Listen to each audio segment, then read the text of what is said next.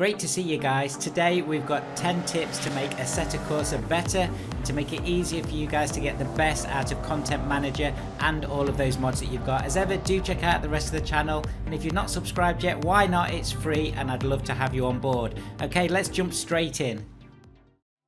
First up, we're going to talk about the size of your files. So I talk to so many of you all the time about how big your Assetto Corsa folder is. But did you know that Content Manager can help you with that? So if you go into Content Manager, click on Content, and then click on Tools at the top there, you can see that you've got compressed files. If you click on Launch there, this will actually check your files to see what can be compressed.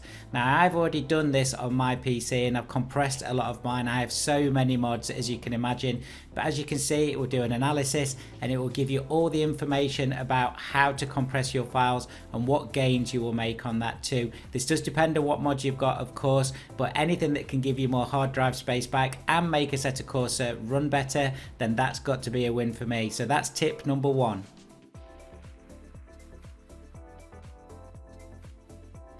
The next one is a simple one, but it's really essential if you're installing mods manually, and that is to create a proper shortcut to your download installation folders on Assetto Corsa. So this is under Steam Library, Steam Apps, Common, this is normally, and then Assetto Corsa, and as you can see we've got all of those files there. So all you need to do is right click on Assetto Corsa or drag it over with your right mouse button and create shortcut. That will mean that if you are installing things manually, you only need to double click it and not go searching and clicking multiple times for those installation folders. Next up, we've got Content Manager Rename. So I'm in the root directory of Assetto Corsa, and this is the original Assetto Corsa.exe application file. I'm going to rename that to .old just so I've backed it up in case anything goes wrong. And then what I'm going to do is drag over the original Content Manager that you've downloaded, the exe, and drop it into here. Then I'm going to rename it Assetto Corsa.exe. So it's at the bottom there, right click on it and rename it Assetto Corsa.exe.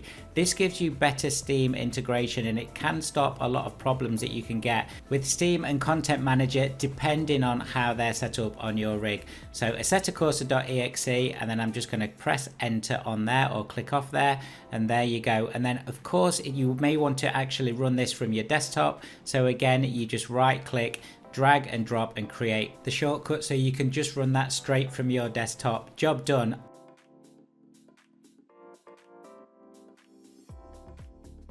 Next up, we're on to presets, and these are really important because of the amount of changes you may want to make to your video settings especially. So at the bottom here you can see in Content Manager you've got your preset, you can save a preset, and you can even share a preset. So these are the couple of presets that I've got installed at the moment. But how does this work? So let me show you. If we go into settings and we'll go onto video here, let's suggest that I just want to change the overall quality on one of my presets. So I'm going to put that onto minimum, and then I'm actually going to save that preset. If I click on save, it will allow me to put a name in there, and I'm just going to put low detail, I think, in there, and then click on save. Once saved, this will allow me to reload that preset anytime I want to, and as you can see I've got low detail on here now. And again, just to show you how this works, if I then change it back, so if I go back up to overall quality and change it back to maximum, I'll do that here, drop down and put maximum. If I then save this preset as max detail, this will then allow me in the game to switch between these two presets with the settings I've saved on each one. Now that's a very simple way of showing you, but you can imagine the amount of settings you may have on here. You can see you can pick it at the bottom, and this is especially useful if you've got VR. Next up, we've got car specific controls. A number of cars actually have their own controls for various features on the car, especially in CSP, the later versions. It allows you to do some great things. So if you click on car specific controls here, the little tick box will open up built-in presets underneath, and you can pick and choose how you want that to work. There is another area though on these car presets that you can go to. So again, if you go up to settings at the top, we're going to go to the control section. So we're going to go into controls here, and then we're going to look at these different headings that we've got at the top. So of course you've got all your standard settings and buttons, etc. Then you've got system, and then you've got patch. It's the patch ones that are the really interesting ones, because this will have extra options in here that some developers and mod makers actually use to put wings up on the back, for instance, or to open doors or hoods or all sorts of other things. So you can change these to your heart's content. There's lots of different things in here to play about with, but if you are driving a car, do check if it's got specific car controls.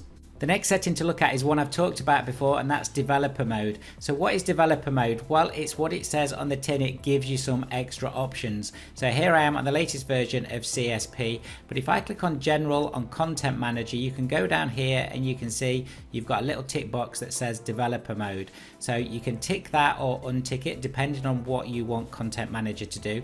But the main things that this gives you is access to more information about the cars and tracks and the mods, and the ability to unpack them and do all sorts of different things. This is also very useful if you want to replay sounds, or if you want to change the mod in some way for your own personal use. Really interesting stuff, and definitely one to check out.